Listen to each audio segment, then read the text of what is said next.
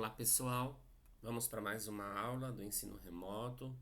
Nesta aula vamos falar sobre eletricidade, né? Fazer uma breve introdução sobre esse ramo da física, né? Muito importante. Então, inicialmente, vamos falar sobre o termo eletricidade. Então, a eletricidade ela está muito presente no nosso cotidiano, né? Nós encontramos a eletricidade em, em vários campos ao nosso redor. Ela está muito presente. Nas nossas casas, por exemplo, a parte elétrica, né? Todos os aparelhos eletroeletrônicos que nós utilizamos, a gente recorre à eletricidade. Então, a eletricidade está muito presente na nossa vida, né? Principalmente nesse século, né? O século da revolução tecnológica, em que nós temos aí grande número de aparelhos eletroeletrônicos que fazem uso da eletricidade. E aí a gente vai agora entrar, né, falar um pouco sobre esses três termos. O que vem ser raio, o que vem ser trovão e o que vem ser relâmpago, que são termos que também nos sugerem a eletricidade, né? Então a eletricidade está presente nesses termos e a gente vai definir, né, cada um para vocês. Então aqui a gente tem aqui uma imagem, né? Vocês podem observar aqui uma imagem onde nós vamos ter aí o relâmpago, onde nós vamos ter o raio. Só não dá para você ouvir aí o trovão, né? Mas aí primeiro, o que é que vem ser o relâmpago, professor? O relâmpago, pessoal, são todas as descargas elétricas que são geradas por nuvens de tempestade, tá? Eles podem ocorrer tanto no interior de uma nuvem, como também entre duas nuvens, ou então uma nuvem para o ar, ou em direção ao solo, tá? O relâmpago nessa imagem é justamente esse risco, né, branco que vocês percebem aqui, né? Ó, o relâmpago aqui está atingindo o solo, tá? E o que nós denominamos de raio? O que vem ser o raio? O raio é o relâmpago quando ele toca o solo, né? Quando há essa ligação entre o ar aqui, o espaço e o solo. Ele passa a ser chamado de raio justamente quando ele toca o solo. Podendo ser um, um relâmpago, no caso, um raio, aliás, podendo ser ascendente, né? Quando ele inicia no solo e vai até a nuvem, ou então descendente, quando ele se origina no sentido contrário, tá? Quando ele se origina na nuvem e vem ao solo, ele é um raio do tipo denominado descendente. E ascendente quando ele se forma do solo para a nuvem, né? Geralmente em um período assim de tempestade. O que é o trovão? O trovão é aquela sonoridade que nós escutamos, né? Uma onda sonora. É um fenômeno resultado justamente do som produzido pelo rápido aquecimento e expansão do ar, né? Em torno da nuvem ou daquele local onde está circulando a eletricidade, tá? Então o trovão vai corresponder justamente a esse som produzido, né? É uma onda sonora.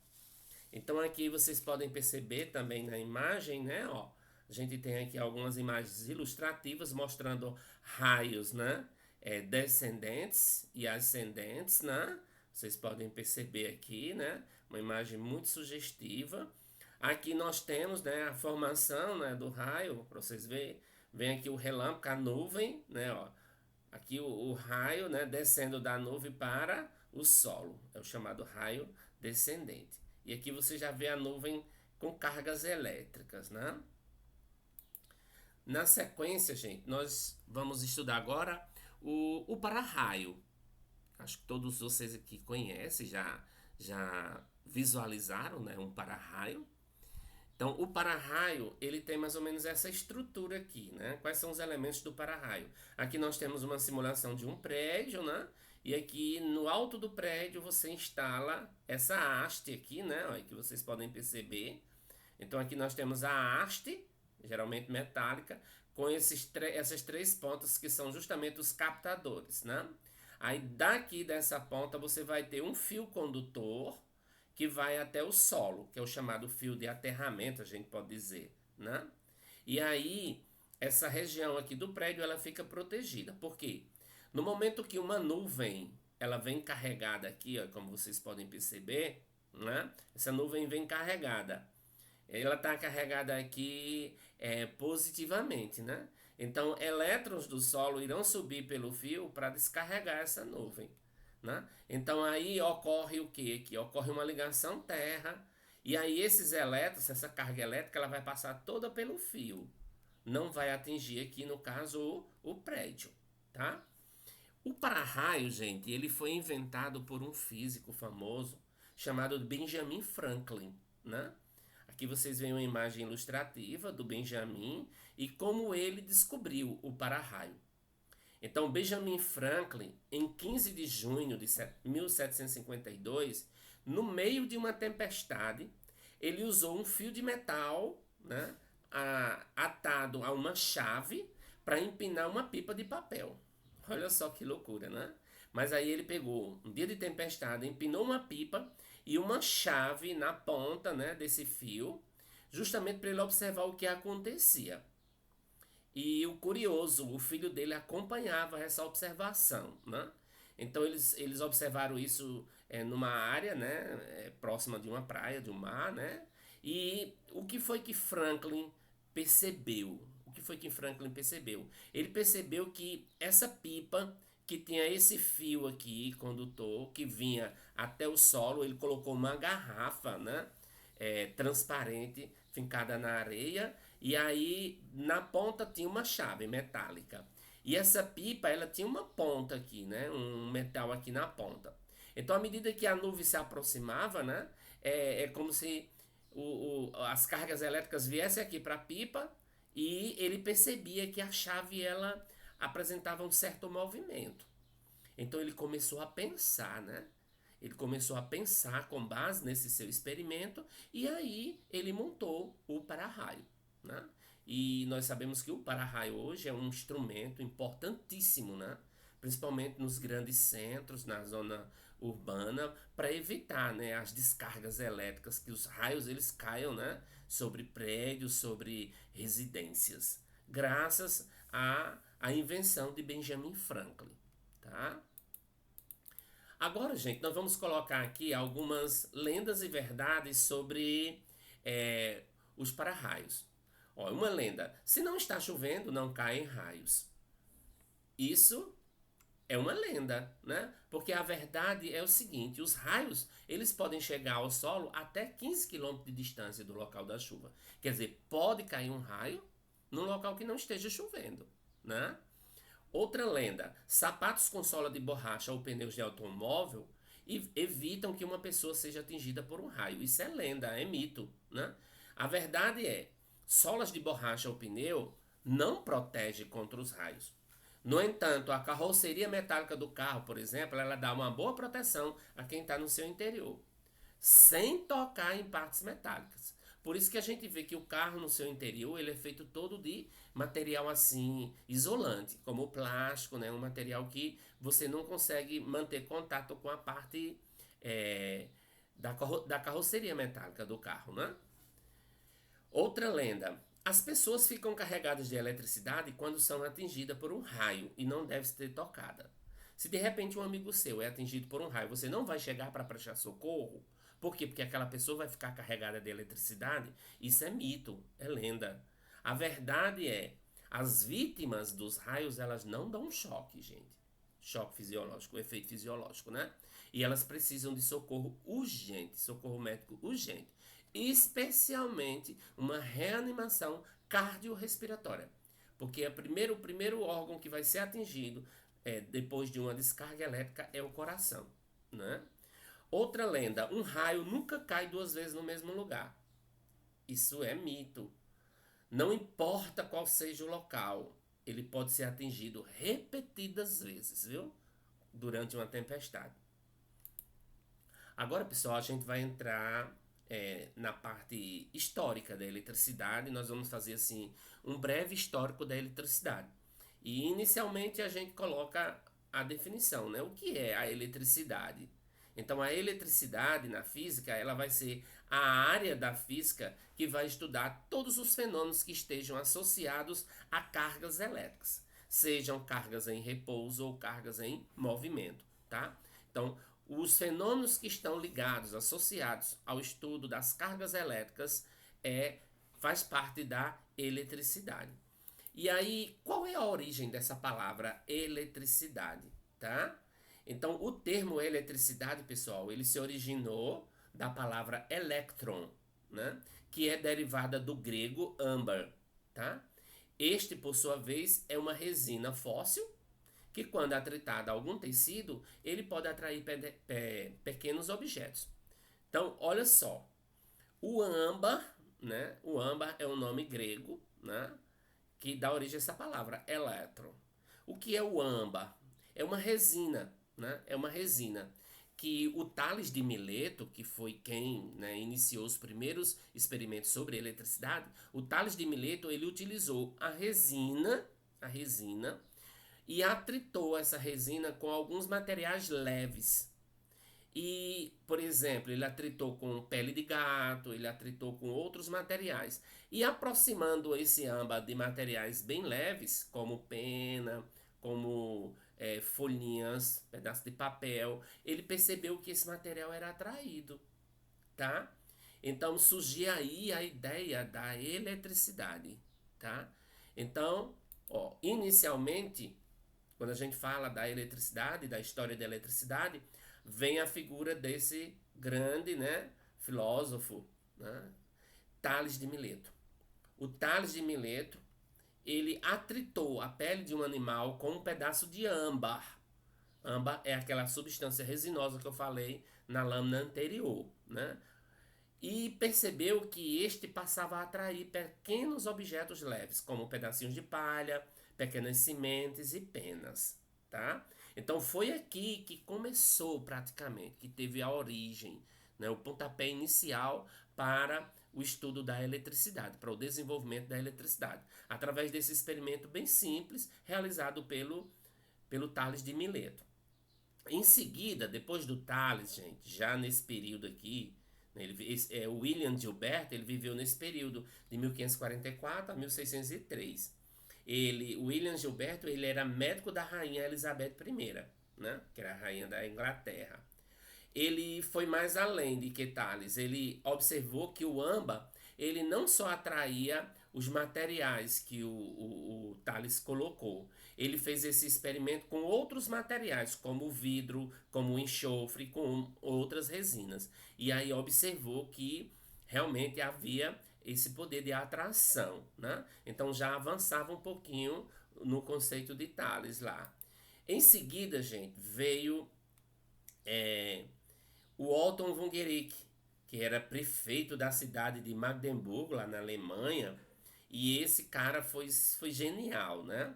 Ele montou a primeira máquina eletrostática, né? A primeira máquina para gerar, de certa forma, assim, carga elétrica, gerar eletricidade, né? Aqui vocês têm uma imagem, né, bem antiga, em que mostra a invenção do Guericke, né?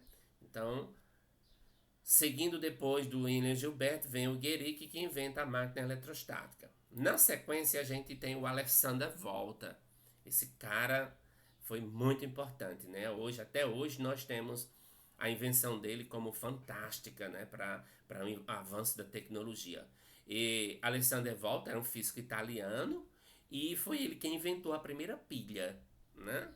Então, o conceito de corrente elétrica, a questão da eletrodinâmica, veio tudo a partir de Alexander Volta, né? Alexander Volta, ele inventou uma pilha, aqui tem a pilha que ele fez a descoberta inicialmente, ele utilizou rodelas, né, de metais aqui, como zinco, como cobre, e separadas ou intercaladas com tecido, né, umedecido num ácido, né? Em seguida, nós temos o Thomas Alva Edison, ou Thomas Edison, muito conhecido. Esse daqui, praticamente, a gente diz que ele deu luz à física, né? Por quê? Porque foi o cara que inventou a lâmpada, né? A lâmpada incandescente, ela foi inventada pelo Thomas Edison. Thomas Edison viveu nesse período, 1847-1931. Agora vamos falar um pouquinho, gente, sobre a questão da estrutura atômica, porque para nós entendermos a eletricidade, nós precisamos de alguns conceitos básicos que vocês trabalham até na química. E aí a gente vai estudar o modelo atômico de dois grandes cientistas, o Rutherford e o Bohr, tá? Então, o modelo do Rutherford, ele coloca que o átomo, ele apresenta duas regiões distintas, né? Nós temos uma região central, que está essa parte vermelha aqui, que ele chamou de núcleo. E a outra região periférica, que ele chamou de eletrosfera. No núcleo do átomo de Rutherford, nós vamos encontrar duas partículas. Os prótons, que são dotados de carga positiva, tá? E os nêutrons, que não têm carga, assim, a carga deles é zero. Ele não apresenta sinal na sua carga. E na eletrosfera nós vamos encontrar girando, né, nessa órbita elíptica, nós vamos encontrar os elétrons. Então aí, ó, isso aí são conceitos básicos que nós precisamos para entender todo o desenrolar da eletricidade, né?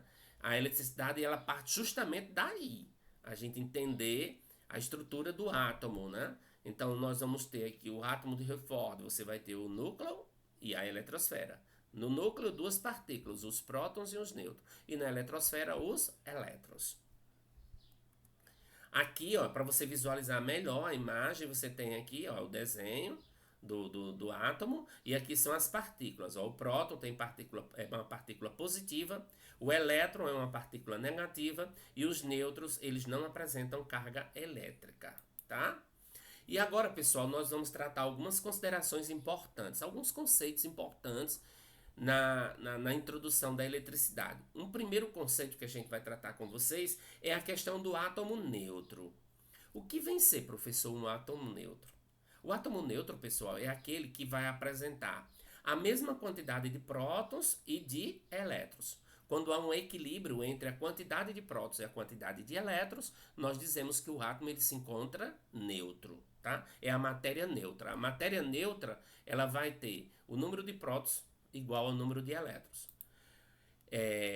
O átomo neutro, gente, ele vai ter uma carga total igual a zero. É óbvio, né? Porque se o átomo é neutro, quando eu somar a quantidade de partículas positivas com a quantidade de partículas negativas, essa soma vai resultar em quê? Em zero, né? Então o átomo neutro tem carga elétrica total igual a zero. Agora, um átomo neutro, se ele perder ou ganhar elétrons, ele já vai se chamar de íon.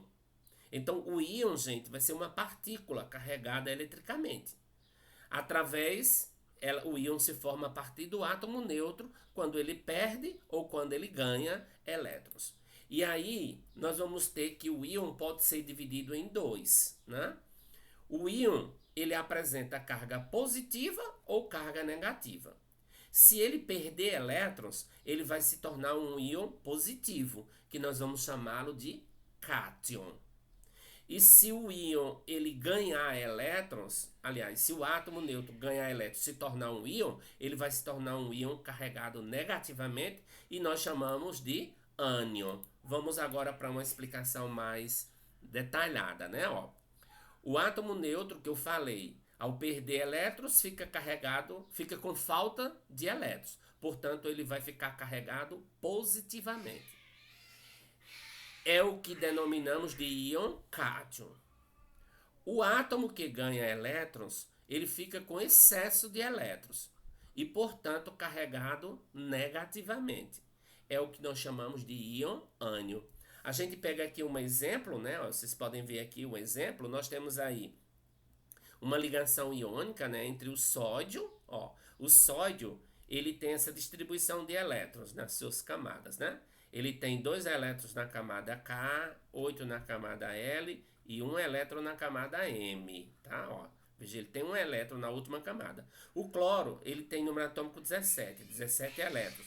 Então, você vai ter camada K 2, L 8 e M 7. Então, o cloro aqui, ele tem uma tendência de ganhar elétrons, né? E o sódio tem uma tendência de perder. Então, quando a gente aproxima o sódio do cloro, então o sódio, ele vai perder um elétron. Então, ó, o elétron daqui sai, Aí ele vai se tornar um íon cátion. E o cloro, ele ganha um elétron, né? Olha, ele tinha 7 na última camada, ficou com 8. Ele ganhou esse elétron e se tornou um ânion, um íon ânion. Então você vai ter aí no caso o Na mais, que é o íon cátion, o íon sódio, e o Cl menos, que é o íon cloreto. Como eles têm carga de sinais contrários, eles se atraem, né? Então vai formar o NaCl, certo? Agora vamos falar um pouquinho, gente, sobre corpos eletrizados, né? A gente viu que quando um corpo está neutro, ó, o átomo neutro, ele tem carga total zero. Agora, se esse corpo ele ganhar elétrons, ele vai ficar com excesso de elétrons. Então ele vai ficar carregado negativamente. Seria o corpo carregado ou eletrizado negativamente. Agora, se o corpo neutro ele perder elétrons, olhem bem, ele vai ficar com falta de elétrons.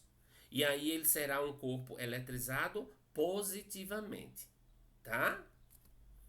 Aqui na sequência a gente vai falar um pouquinho sobre as partículas fundamentais. Nós vimos aí que as partículas fundamentais do átomo são próton, nêutron e elétron. Se a gente for usar aqui uma carga relativa, né? A carga do próton, ela não é mais um. A gente vai ver isso mais adiante, que essa carga, ela tem um valor que a gente chama de elementar, correspondente a 1,6 vezes 10 a menos 19 coulomb, tá? Mas vamos usar aqui um valor relativo para a gente fazer uma analogia. Ó, a carga elétrica do próton, ela é mais 1. A carga do nêutron, ela é nula, é zero. Já a carga do elétron, ela é igual à carga do próton, só muda o sinal, tá vendo? Ó? Se a carga do próton for mais 1, a carga do elétron será menos 1. Agora, usando uma massa relativa também para a gente ver a questão do próton e do nêutron. Ó, o próton ele tem massa relativa o quê? 1. O nêutron também 1. Agora, a massa do elétron, ela é uma massa muito pequena, gente. É uma massa assim bastante desprezível. Porque se você vai ter uma ideia aqui, ó. A massa do elétron seria 1836 vezes menor do que a massa do próton ou do nêutron, tá? Então aí a gente tira uma conclusão, é que a massa do átomo, ela está mais concentrada onde? Está mais concentrada no núcleo, né? Na eletrosfera nós vamos ter pouquíssima massa, porque o elétron ele é uma partícula que a massa dele é praticamente desprezível, é muito, muito pequena, comparada com a massa do próton e do nêutron, ok? Agora aqui na sequência a gente vai falar um pouquinho sobre dois termos que nós vamos usar muito na eletricidade: isolantes e condutores, né? O que são materiais isolantes, professor? Materiais isolantes, gente, são aqueles materiais ou são aqueles corpos assim que não conduzem bem a eletricidade, né? Um exemplo: o vidro, a borracha, a porcelana, a seda, etc, né? Já os condutores são aqueles materiais ou corpos que têm a propriedade de conduzir bem a eletricidade.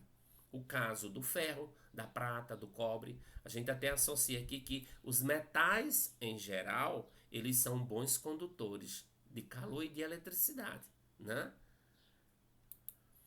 Aqui a gente traz uma imagem para vocês verem, né? Olha, os isolantes, praticamente os elétrons aqui, eles não se movimentam, não existe aí uma condução, né? Um movimento desses elétrons. Aqui eles isolam praticamente.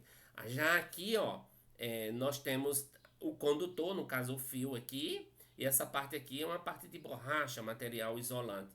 A gente vê muito isso nos fios. A rede elétrica da nossa casa, quando a gente desencapa um fio daquele, a gente tira aquela borrachinha, a gente vê que dentro você vai encontrar geralmente o cobre, né, que é um metal condutor. Aqui vocês veem a imagem, né, mostrando quando ele é condutor, ó, uma animação. Quando ele é condutor, esses elétrons vão se movimentar, né, no material. Agora vamos trabalhar aqui um exercício, né, dessa parte. Ó, para Rutherford e Bohr, o átomo apresenta duas regiões distintas. Quem são essas duas regiões distintas que Bohr define lá? Então, ó, nós vamos ter no átomo de Bohr duas regiões: o núcleo, né? Você vai ter o núcleo E você vai ter a eletrosfera, né? São as duas regiões em que está dividido o átomo, segundo Rutherford e Bohr.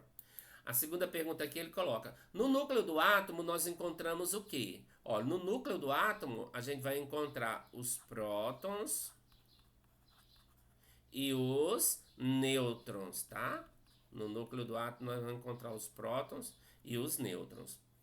Outra pergunta: os elétrons giram ao redor do núcleo do átomo numa região chamada de quê? Como é a região onde estão localizados os elétrons? Essa região, ela recebe o nome de eletrosfera, tá? Eletrosfera. Quarta pergunta: um átomo neutro, ao perder elétrons, ele torna-se um íon, né? Ó, quando o átomo ele é neutro e ele perde elétrons, ele se torna um íon, carregado com carga o quê? Carregado com carga positiva, porque se ele perde elétrons, ele fica carregado com carga positiva e ele vai ser chamado de cátion, né? Quinta pergunta: um átomo neutro ao ganhar elétron, ele torna-se um íon. Ele torna-se um íon também, né?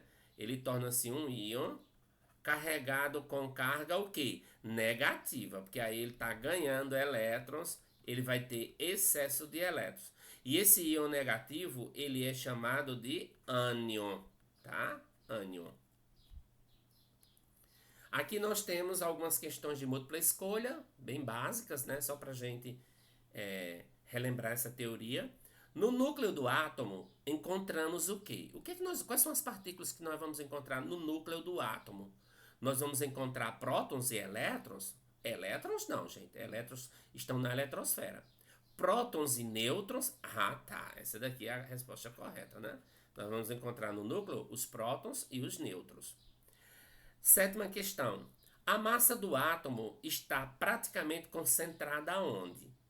Olha, eu falei, quando eu estava explicando aquela questão da massa relativa do átomo, eu coloquei que a massa do átomo ela está praticamente concentrada no núcleo. Porque a massa que nós temos na eletrosfera, ela é muito pequena, né? Quantidade muito pequena.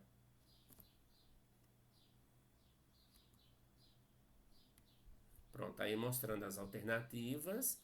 Vamos para mais outras questões. Nós temos aqui: os prótons têm carga elétrica o quê? Qual é a carga elétrica do próton, gente? O próton ele vai ter carga elétrica o quê? Positiva. Os cátions ele tem carga elétrica o quê? Os cátions também positiva, né? E dos materiais abaixo, assinale o único que é dielétrico. O que significa essa palavra, professor? Dielétrico. Ó, dielétrico é um sinônimo de isolante, né? Tanto faz eu dizer isolantes ou dielétricos. Então a gente vai ver aqui, dos materiais abaixo, assinale o único que é dielétrico. Placa de alumínio. Não, o alumínio é um metal, ele é condutor. Fio de cobre também é condutor. Mangueira de borracha, pronto, essa daí é a alternativa, né? Mangueira de borracha vai ser o isolante ou dielétrico.